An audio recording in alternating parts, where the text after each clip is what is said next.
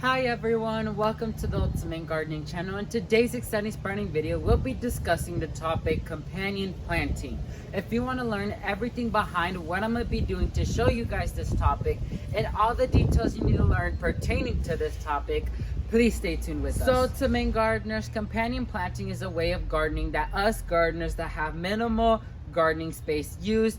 For example, like me, I would be using companion planting a lot because this method of gardening allows us to grow 3 different vegetables in the same living space. For example, companion planting is usually done a lot with squash, corn, and beans because the squash is the structural support for the vining beans to crawl up on, and the squash is the ground cover which will prevent weeds from growing and allow watering to be very minimal because the leaves will allow moisture to stay in there and not allow sunlight to go through, which won't allow the weeds to grow very fast. And so you're able to do this method of gardening and benefit from it a lot. And so you'll be seeing a lot of these gardeners make it in raised beds and in-ground plantings, but I'm going to show you guys specifically how to do it in containers, especially in a cloth pot containers. I know for a lot of gardeners out there that really want to do companion planting but barely have any space, they have to do container gardening, and so I want to make this video specifically for them, which will go ahead and make into further detail on how to do companion planting with a container such as the one I'll be showcasing today. If you want me to make another video on companion planting in garden beds such as like raised beds, please leave a comment down below stating you would like to see that, because I would gladly do it. So let's go ahead and move on to the location in which the container is located in, and let's go ahead and talk about companion planting. So to main gardeners, here I have the black raised bed that the Smart Pots company sent out for me to trial out in my garden. I'm gonna be leaving a link down below towards this product because it's such an amazing product, high quality, and allows gardening to be 10 times easier for a beginner gardener. So here you can see I already did a layout of the companion planting and how we're gonna do it. So here you can already see I have some Waffle butternut squash I started from seed in the crazy seed starting video. So it's actually germinating and the root system looks pretty darn well. Then I have some Maxibel hard cut bush beans right here. I have the seeds right here. They look pretty good right here. So that's gonna be our beans that will also cover up this area.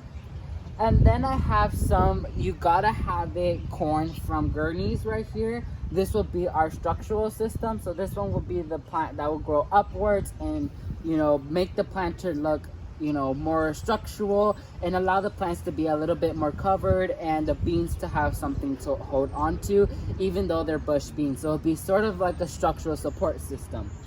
So technically I'm gonna be going ahead and zooming in this camera way closer to show you guys how I'm gonna be planting every single seed and every single seedling, and then I'm gonna talk to you guys about in the future how to care for this entire project or entire, you know, experiment we're doing. So to main gardeners, here I have our first plant right here that I'm gonna go ahead and show to you guys. So here I have the Waffle butternut squash that we'll be planting as our ground cover. So here's the specific area I want it to be. So I'm gonna just make a little hole right here, like so, like about 1 to 2 inches deep. And then we're gonna go ahead and get our little seedlings, pop them in the hole, and top dress it back up with the soil. And you're technically done. That's super easy to do. So let me go ahead and plant the other 2 butternut squashes, and then we're gonna move on to the beans.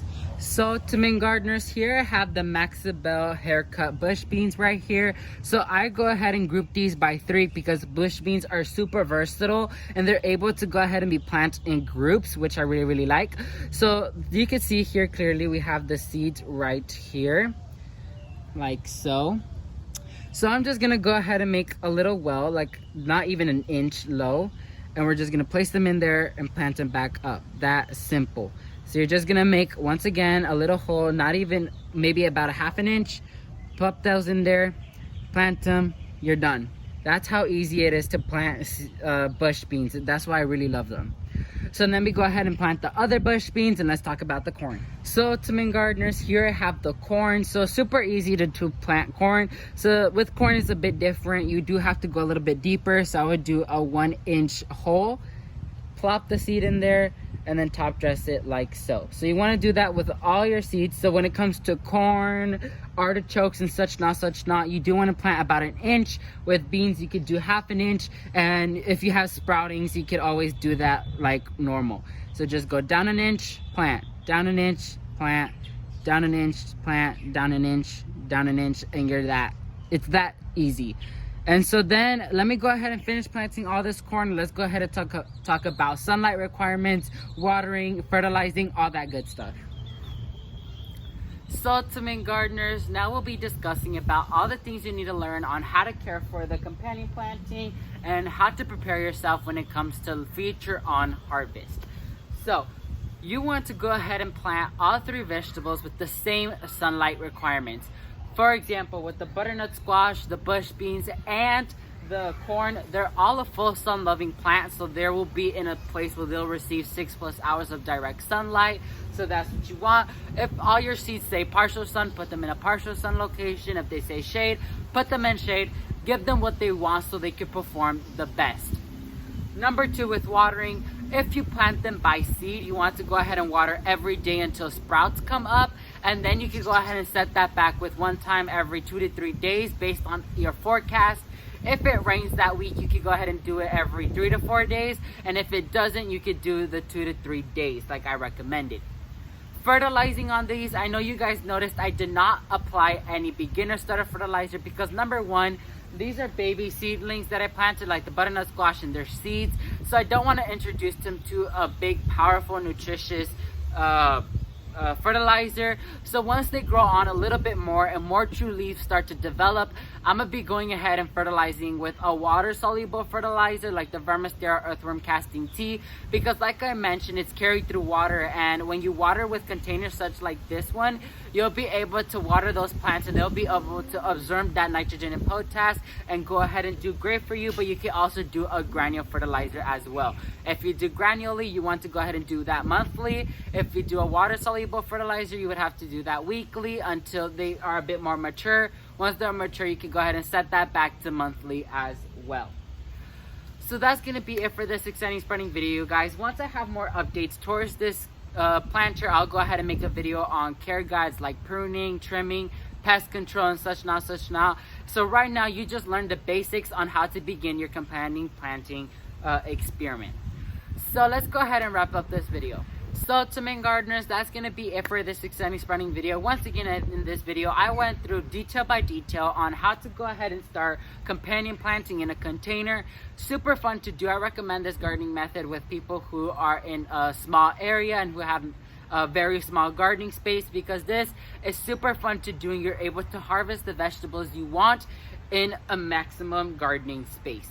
So thank you all so much for watching this video. If you learned something new, please leave a like down below. And while you're down there, please consider subscribing to show your amazing support towards the Ultimate Gardening channel. And please share with your friends and families to help other generations learn where the fruit comes from. But not only that, learn how to grow it. Thank you all so much for watching, and never forget to grow big, Ultimate Gardeners. Bye, guys.